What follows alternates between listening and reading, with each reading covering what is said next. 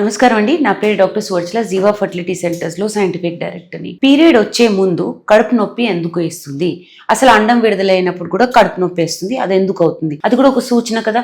Right side left side లో ఇవన్నీ ఎందుకు నొప్పులు వేస్తాయి. సో అండాశయాల్లో అండాలు పెరిగేటప్పుడు ఫాలికల్ లో పెరుగుతుంది, ఒక ఇల్లు లాంటిది అనుకోండి.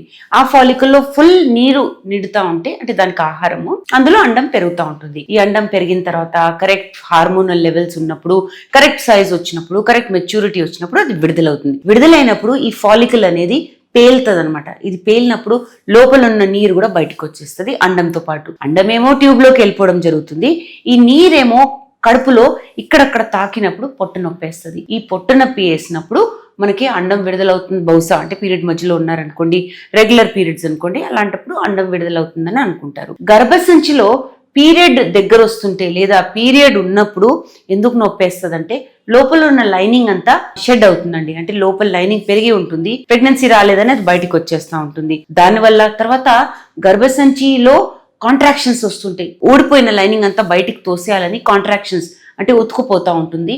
దానివల్ల కూడా పొట్టు నొప్పి వేస్తూ ఉంటుంది. దీని గురించి ఇంకా వివరాల కోసం తప్పకుండా జీవా ఫర్టిలిటీ సెంటర్స్కి విచ్చేయండి. Thank you.